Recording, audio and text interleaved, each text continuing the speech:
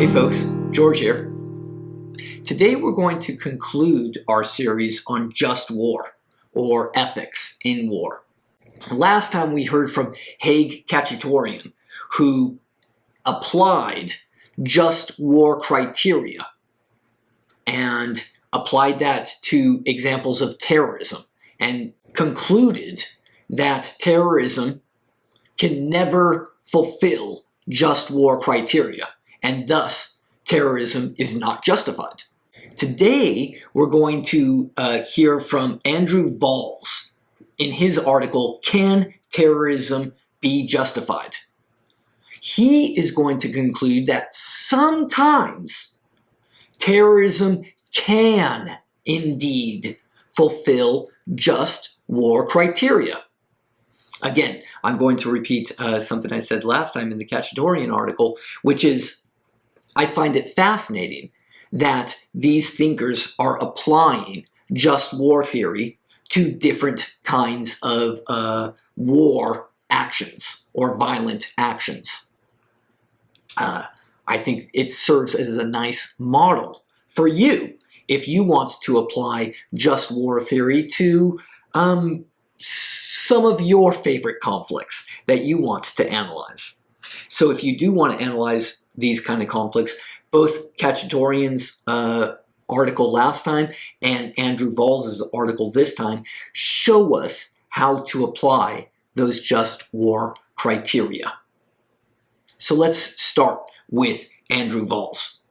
He's going to remind us that interstate war, that is, war between nations, is only the most conventional form of political violence. However, he wants to ask us, can we assess other forms of political violence? That is, forms of political violence that aren't two nations going at war. He points out that it is intuitive for us in our current culture to assess and be easier to, when we assess the justifications of interstate actions, that is, nations that go to war.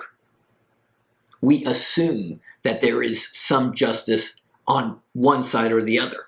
However, Valls wants to tell us that consistency and coherent thinking and rational and reasonable thinking requires that we apply the same standards both to states, or nations or countries, and also non-state actors.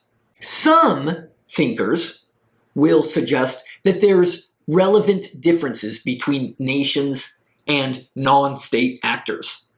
They're wrong, Valls says. After analyzing just war criteria, we will see that non-state actors do have the same rights as states or nations. He raises the point that we've got definitional issues here.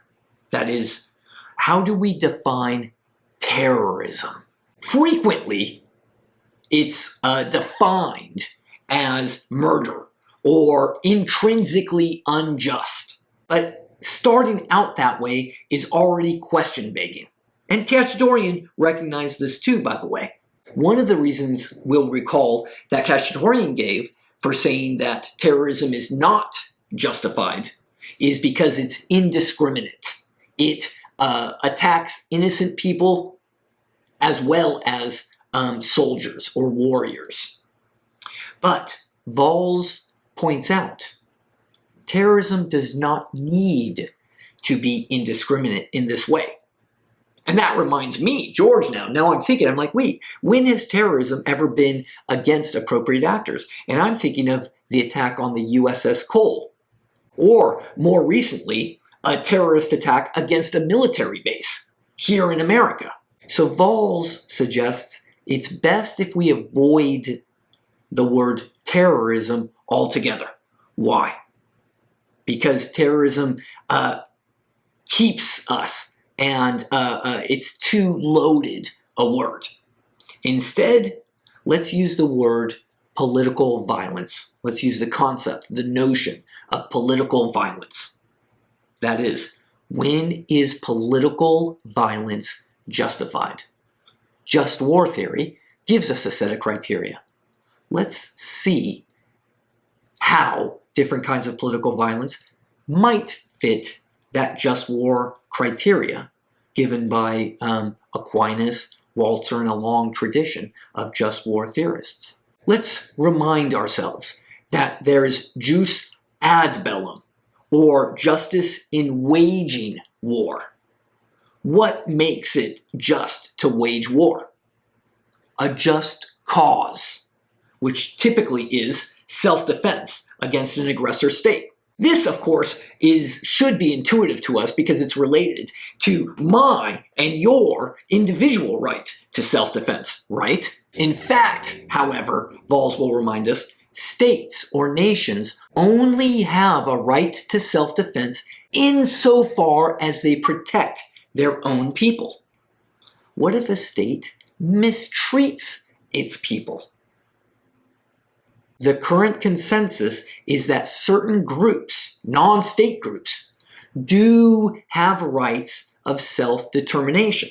Of course, there's a lot of debate about what groups and what circumstances deserve this right to self-determination.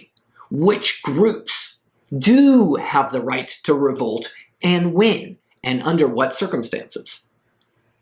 All of this means that groups other than states, groups other than nations, do have a right to self-determination. Let's recall the just war criteria of legitimate authority.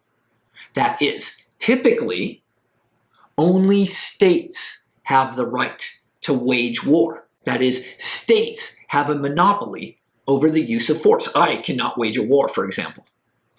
But Valls will point out this claim is controversial, isn't it? After all, some states are not legitimate, right?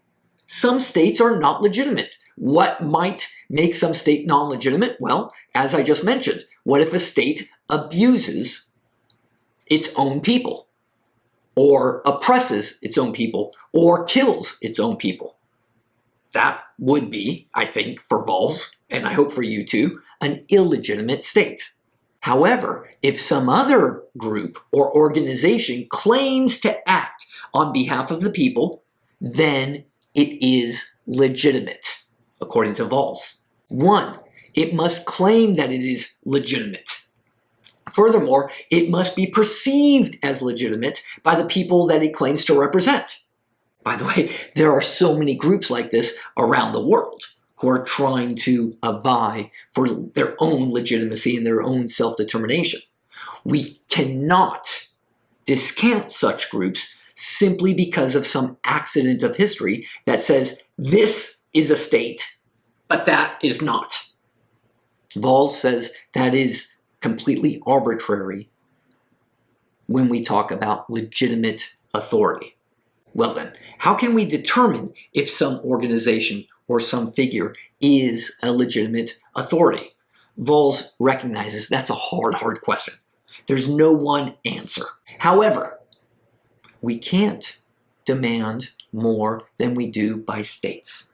Because after all, there are states that are killing and abusing their own people. Yet, we assume that they are legitimate? Valls says that's absurd.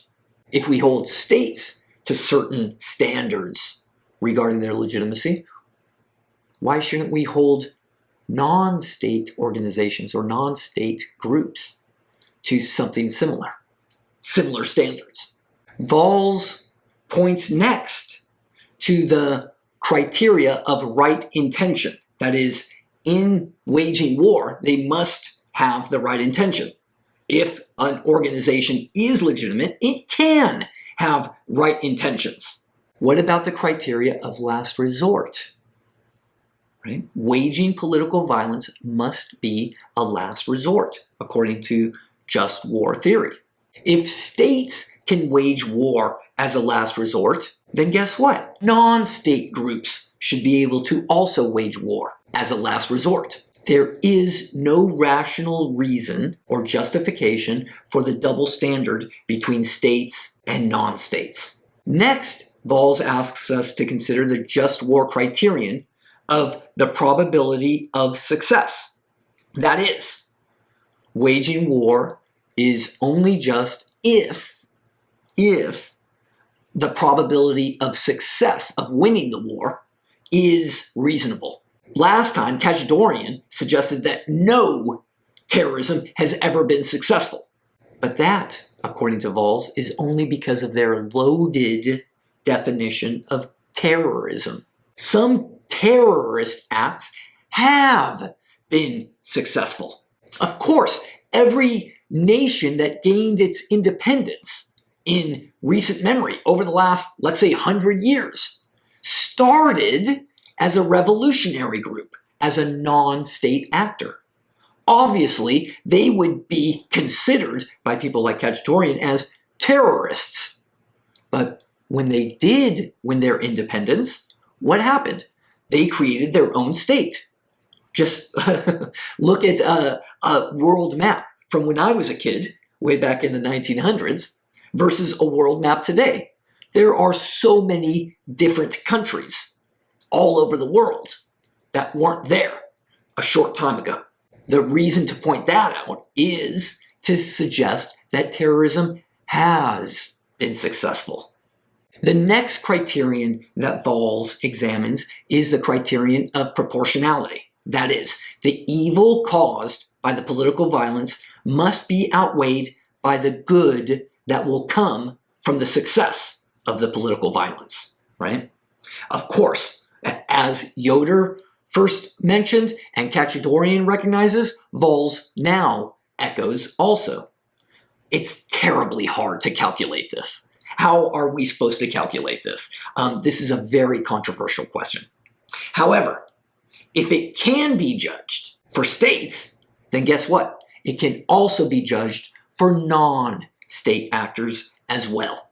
What gives terrorism the benefit of the doubt in this question of proportionality is the much smaller scale that terrorism inflicts versus all-out international war, right? Terrorism is typically only one act or very few small acts, whereas war involves whole nations. That seems to suggest that it's much easier for terrorism to have the good outweigh the evil, since the evil that is caused by terrorism is so much less than the evil that is caused by international war, where many millions might die. Now, Valls asks us to consider jus in bello, or justified acts in war, or reasonable behavior in war. Of course, we have the question of proportionality again, the principle of proportionality. That is, you can only cause as much damage as is necessary in war. There's no reason that terrorism can't fulfill this criteria, especially, again, since terrorism is on such a smaller scale than international war between states. There's also the question of the principle of discrimination. That is, it is only justified if you target combatants or soldiers or warriors and don't target innocent people. However, this is terribly controversial, right? Because many non-combatants actually are responsible. In America, none of the people that actually declare war are combatants at all. They're people in Congress, or recently, the president. It's weird how wars have been waged in America lately, right? But they were waged by non-combatants. Therefore, would it be justified to target them as actors? That seems very controversial. There's no principled reason why terrorism can't be discriminating in this way. I already gave you a couple of examples, the attack on the USS Cole and the Fort Hood terrorist attack, where military figures were targeted. Now, let's recall this controversy that even Kachadorian recognized. That is, who is a combatant? Clearly, a child is not a combatant. But what about an adult who supports oppression?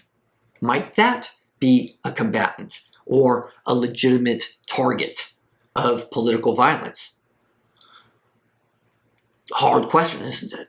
However, we should recall that innocent people die in war too. However, this is justified through the principle of double effect. As long as you don't target the innocent people, even if they happen to die, it's less immoral. It's less immoral if the innocent people aren't the intended targets. Now, what is the conclusion that Valls is wrapping up here? This is all to show that war and terrorism really aren't that far apart from each other. Terrorist acts can fulfill just war criteria.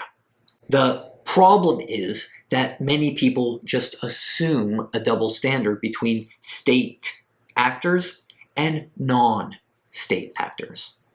But let's recall, according to Valls, that double standard is unreasonable, irrational, and unjustified. See you next time. Bye-bye.